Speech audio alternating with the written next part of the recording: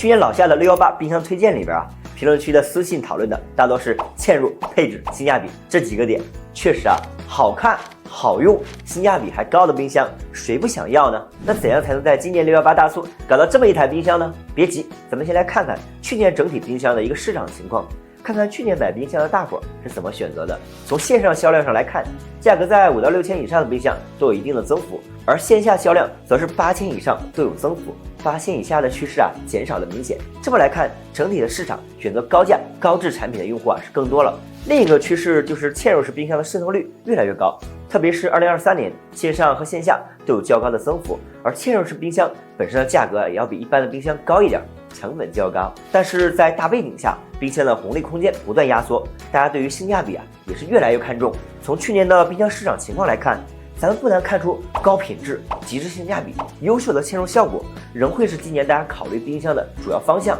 当然，老生常谈的性价比咱啊也不能落下。今天选购环节也将兼顾这几个环节来进行选择。老夏我划分出了4个常见的价位，分别是基础、进阶、高端，一步到位。大家可以根据自己的预算跳转到对应的价格区间。先看基础款，1到4千的价位，冰箱在某些功能配置上会有一定短板，但该有的基础配置一定不能差。首先推荐的是这款荣升452，不到3千的价位，配上了双系统，像母婴空间、铜离子净味都比较全，性价比还是不错的。大促期间估计啊还会有一定的降价，想要低价买到双系统冰箱的话，这款美的532也是一个不错的选择。同样是双系统、大容量加法式门的配置，在4千以内的价格啊，确实还是蛮少见的。如果更喜欢十字门的话，也可以看看姐妹款531，容量差不多，会更便宜一些。如果你是追求极致的性价比，那么华凌539啊也值得一看，配置相当均衡，双系统就不多说了，搭配上全舱 PT 净味之后，防串味的效果非常不错的。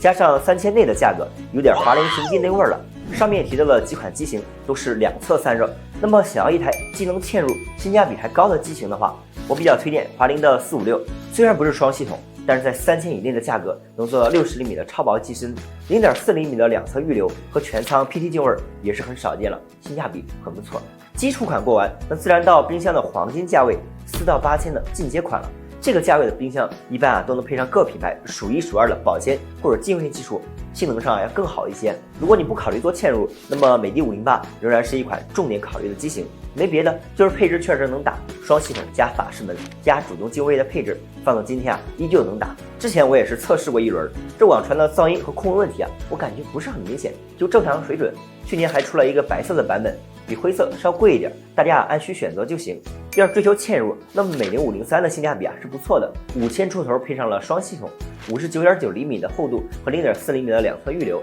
基础配置就不错。不过详情页显示这款冰箱是2个冷冻批次混发，这个要留意一下。预算稍高一点的话，海尔501也是一个不错的选择。如果既想要双系统又追求零嵌，那么美的536可以关注一下。独立双系统全舱 PT 净味，511升大容量，更适合多口之家。要是你想体验一下日式多门精细分处的话，那么可以看看东芝小白桃，同样是带制冰和多项特色技术，颜值也是很不错的。618期间估计价格会低不少。接下来我们到高端款，这个价位往上的冰箱用料会更优，品牌的看家技术啊也会往里面丢，体验会更好一些。首先看的是美的微晶系列526，属于万元出头的性价比很不错的一款，主打的是超薄机身和纯平嵌入，加上钢化玻璃面板的配置，嵌入橱柜后的观感会很不错。比较良心的点呢是在功能配置上，保鲜方面配备了美的的看家技术微晶一周鲜，这个技术的知名度还是蛮高的。主打精准控温，号称猪肉放里面7天都不会坏，无需解冻直接切。听着有点吹牛，但前段时间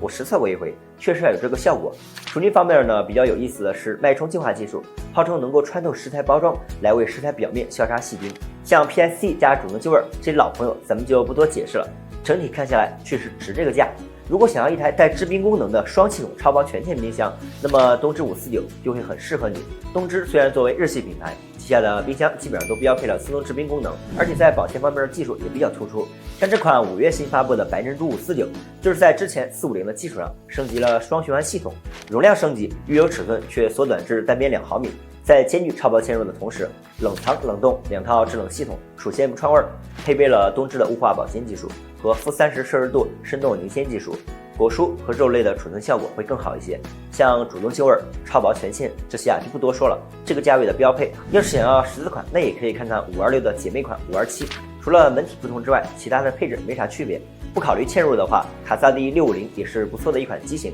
主打的卖点在于万元以内搭上了 mRNA 控氧技术，还是3系统的机型，目前的价格还是不错的。不过不是零嵌机型，大家按需选择就可以。万元出头的价格，松下453也值得一看。松下的特色技术基本上都搭上了，也是标配自动制冰功能，颜值还是蛮不错的。如果你的预算足够高，追求的就是一步到位的话，那么下面几款机子还是挺适合你的。首先是美的微晶系列的651，容量来到了651升，非常适合经常囤货的家庭。相比于上面讲过的微晶526，651升级到了3循环的配置，11公斤12小时的大冷动力，制冷效率和防串味的效果会更好。但是比较吸引我的还是这个容量，651升确实非常能装，比较适合经常去超市里面囤货的家庭。同时像微晶一周鲜、脉冲净化这些特色技术也是应有尽有，效果呢上面也讲过，这里不再重复了。第二台是卡斯蒂505，价格要稍高一点，不过配置也是挺足的，做到了零嵌之余，像 mRNA 控氧、主动净味这些都是有的，而且还带制冰功能。比较可惜的点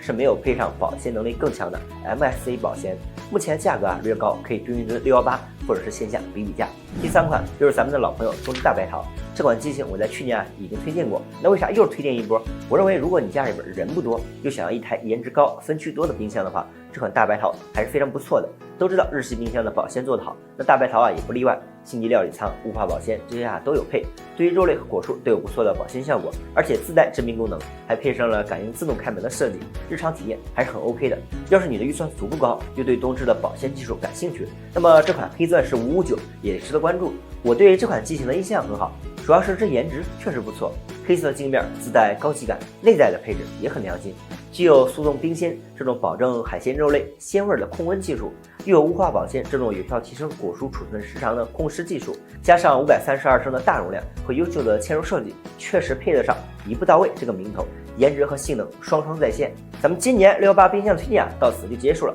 其实咱也不难看出，冰箱市场是一年比一年卷，2、3千的双循环冰箱，4、5千的嵌入加主动进位的冰箱，放在之前我是非常难找的。当然，各大厂商在高端机型上的内卷也是肉眼可见的，高配高质的冰箱价格也不像以往那样遥不可及。参数表已经给大家汇总好了，大家可以按需保存。如果你想要在618搞到一台适合自己的冰箱，那么不妨重点关注一下上面的几款机型。